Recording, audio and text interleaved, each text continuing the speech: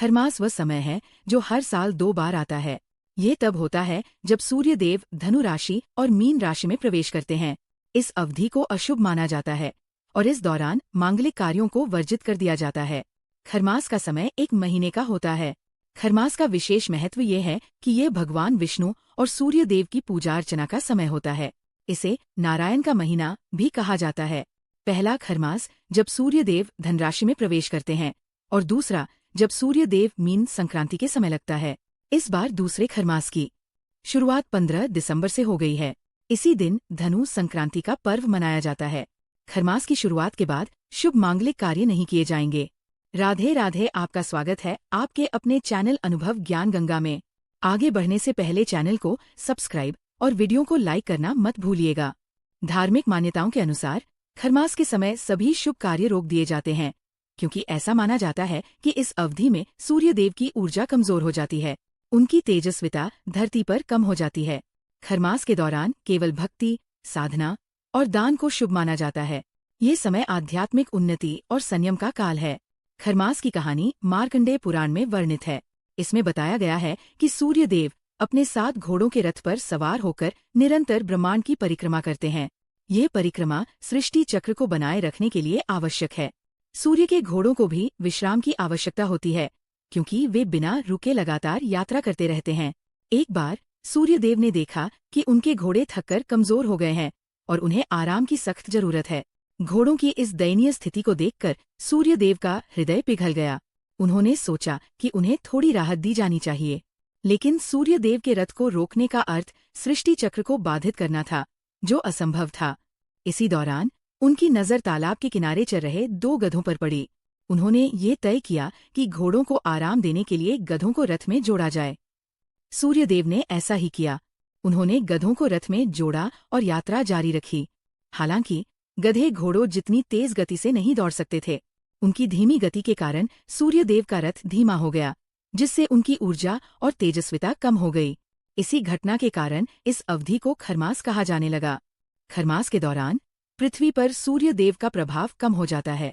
ये समय ऊर्जा की कमी और प्राकृतिक चक्र में मंदी का प्रतीक है। जब सूर्य देव मकर राशि में प्रवेश करते हैं तो खरमास समाप्त होता है। उस समय घोड़े अपनी पूरी शक्ति और ऊर्जा के साथ रथ में वापस आ जाते हैं।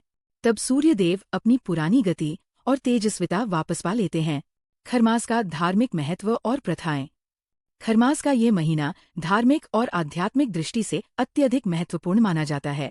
इसे नारायण का महीना कहा गया है, क्योंकि इस अवधि में भगवान विष्णु की पूजा का विशेष महत्व है।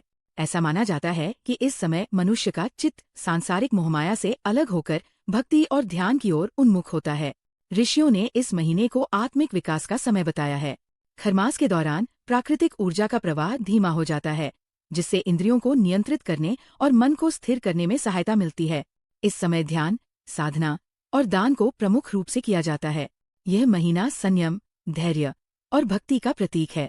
खरमास के दौरान भगवान सूर्य और भगवान विष्णु की पूजा अत्यंत फलदायी मानी जाती है। ये समय आत्मशुद्धि और आध्यात्मिक उन्नति के लिए उपयुक्त है। खरमास के दौरान तीर्थयात्रा, धार्मिक ग्रंथों का अध्ययन और जप तप का विशेष महत्व होता है। खरमास के दौरान दान को अत्यधिक शुभ और फलदायी माना गया है। इस समय किए गए दान से जीवन में सुख, समृद्धि और शांति का संचार होता है। दान केवल भौतिक समृद्धि ही नहीं, बल्कि आध्यात्मिक उन्नति का भी मार्ग प्रशस्त करता है। सनातन धर्म में इस अवधि के दौरान दान को पवित्र कर्म माना गया है, क्योंकि यह न केवल दूसरों की सहायता करता है, बल्कि व्यक्ति के कर्मों को भी शुद्ध करता है। खरमास में ये काम करने चाहिए। 1 सूर्य देव और भगवान विष्णु की पूजा करनी चाहिए। 2 प्रतिदिन 3 बार श्री आदित्य हृदय स्तोत्र का पाठ करना चाहिए। 3 श्री विष्णु सहस्त्रनाम का पाठ करना चाहिए। 4 गायत्री मंत्र का जाप करना चाहिए। 5 अन्न, वस्त्र, धन और अन्य वस्तुओं का दान करना चाहिए। 6 तीर्थ यात्रा करनी चाहिए। 7 पिता का प्रतिदिन चरण स्पर्श कर आशीर्वाद प्राप्त करना चाहिए। 8 गुरु का आशीर्वाद लेना चाहिए। 9 धार्मिक ग्रंथों का पाठ और साधना करनी चाहिए। 10 व्रत और ज्ञान करना चाहिए। खरमास के दौरान इन कामों से बचना चाहिए। 1 तामसिक भोजन, लहसुन, प्याज और मांस मदिरा का सेवन नहीं करना चाहिए। 2 मुंडन छेदन, गृह प्रवेश, जनेऊ, शादी विवाह जैसे काम नहीं करने चाहिए। 3 नया वाहन, रत्न, आभूषण और वस्त्र आदि नहीं खरीदने चाहिए। 4 नवविवाहित जोड़े को संसार नहीं करना चाहिए। 5 घरेलू और पारंपरिक शुभ कार्य की चर्चा नहीं करनी चाहिए। खरमास में विभिन्न प्रकार के दान की परंपरा है। अन्न का दान सबसे श्रेष्ठ माना गया है, क्योंकि यह जरूरतमंदों को भोजन प्रदान करता है और व्यक्ति के जीवन में संतोष का संचार करता है। वस्त्र दान भी महत्वपूर्ण है, क्योंकि यह ठंड या अन्य जरूरतों में गरीबों की सहायता करता है। इसके अलावा धन और आभूषण का दान करना भी लाभकारी होता है, क्योंकि ये दूसरों की आर्थिक समस्याओं को हल करने में मदद करता है। खरमास के समय कुछ विशिष्ट चीजों का दान करने की परंपरा है, जैसे कि तिल, गुड़, कंबल, अनाज, फल और सब्जियां। ये चीजें न केवल धार्मिक दृष्टि से महत्वपूर्ण हैं, बल्कि इनमें स्वास्थ्य और प्रकृति से जुड़ी ऊर्जा भी समाहित होती है। इस पवित्र महीने में मंदिरों में झाड़ू दान करना, गायों को चारा खिलाना और पवित्र स्थलों पर धन अर्पित करना भी शुभ माना जाता है। साथ ही तीर्थ स्थानों पर जाकर भोजन वितरण करना या अन्न क्षेत्र में सेवा देना भी पुण्यदायक होता है। खरमास में दान केवल भौतिक वस्तुओं तक सीमित नहीं है।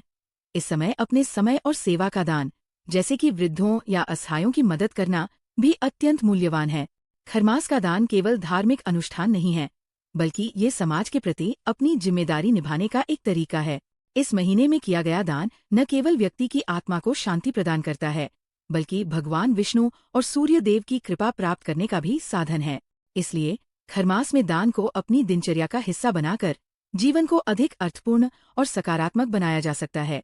खरमास का महीना संयम, धर्म और साधना का समय है। ये समय आत्मचिंतन और भक्ति के लिए समर्पित है। सूर्य देव और भगवान विष्णु की कृपा प्राप्त करने के लिए इस समय धार्मिक गतिविधियों में संलग्न होना चाहिए। खरमास का सही पालन करने से जीवन में सुख, शांति और समृद्धि आती है। वीडियो पसंद आया हो तो लाइक करें और ऐसे ही और भी बहुत सारी कहानियों को सुनने के लिए चैनल को सब्सक्राइब जरूर करें। जय श्री कृष्ण। धन्यवाद।